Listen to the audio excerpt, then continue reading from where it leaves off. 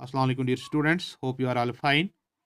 In the previous lecture we discussed excess demand और आप जान गए कि excess demand ऐसी सिचुएशन है जहां एग्रीगेट डिमांड ज़्यादा होती है एग्रीगेट सप्लाई से, ठीक। और ये भी आप जान गए कि how we can express it. तो एक बात ये होती है कि planned AD in the economy happens to exceed its full employment level, और दूसरा नतीजा इसका ये होता है कि the level of aggregate demand, और जिसे हम प्लानड एक्सपेंडिचर कहते हैं, ये सरपास करता है लेवल ऑफ एग्रीगेट सप्लाई को even when there is full capacity production in the economy, right. तो आज हम कॉन्सिक्वेंसेस की तरफ आते हैं। What are the consequences of excess demand? What happens in a situation of excess demand? क्या होता है? देखिए, इसके लिए हमें जानना जरूरी है कि when AD increase beyond full employment level, output remains constant. Output constant है लेकिन एडी इंक्रीज होता है बियॉन्ड फुल एम्प्लॉयमेंट लेवल। क्यों?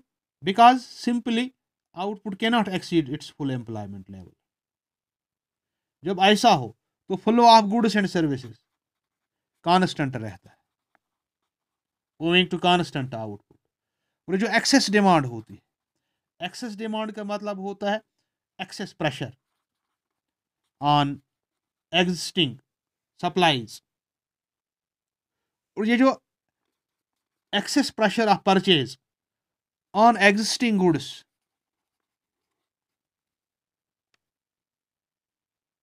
implies rise in prices, इससे प्राइस राइज होती है। और price rise refers to the situation of inflation. So the main outcome of excess demand is inflation, that is a situation of rising prices. ऐसा इसलिए हुआ क्योंकि aggregate demand increase होती है, ज़्यादा होती है बियॉन्ड फुल एम्प्लॉयमेंट लेवल, क्योंकि आउटपुट सेम है। तो इस लेकिन हम आउटपुट सेम है लेकिन डिमांड ज़्यादा है। जब फ्लो ऑफ गुड्स और सर्विसेज कांस्टेंट है, यानी सप्लाई कांस्टेंट है, आउटपुट कांस्टेंट है, तो इसका मतलब है ज़्यादा प्रेशर है ऑन द एग्जिस्टिंग सप्लाईज। जब एग्जिस्टिंग सप्लाईज पे ज़्यादा प्रेशर हो, it results in price rise, और ऐसी सिचुएशन को हम इन्फ्लेशन कहते हैं। और इन्फ्लेशन की सबसे बड़ी खूबी यह है, inflation causes increase in cost of production. Inflation से कॉस्ट ऑफ प्रोडक्शन बढ़ता है। Accordingly prices tend to rise further.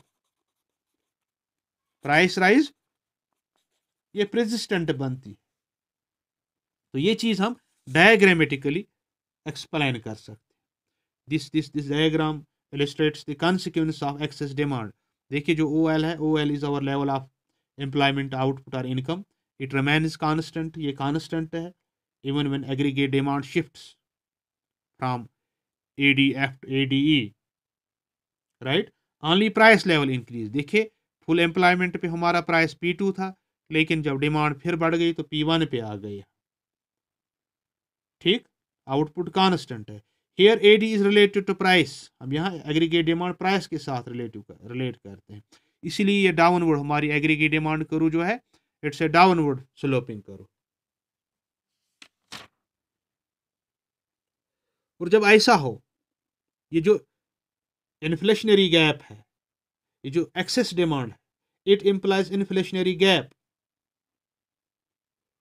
हाँ, note very carefully, when in a situation of deflationary gap, the economy faces a situation of both low output and low prices. The opposite is not true in situation of inflationary gap. The economy does not face a situation of higher output. Deflation में lower output होता है, लेकिन हम ऐसे jump नहीं कर सकते हैं कि इन्फ्लेशन में हायर आउटपुट होगा, ऐसा नहीं है, बल्कि output remains constant corresponding to full employment. और यहाँ क्या होता है फिर? only prices tend to rise, or as such a situation of inflationary pressure emerges in the economy. और ये inflationary pressure कितना होगा? It is proportionate to inflationary gap. ये जो गैप बनती है, इट्स एट फुल एम्प्लॉयमेंट, लेकिन एग्रीगेट डिमांड ज़्यादा है तो ये एक्सेसिव डिमांड है। और ये जो गैप यहाँ पे बनती है, इससे हम इन्फ्लेशनरी गैप कहते हैं। It is known as inflationary gap.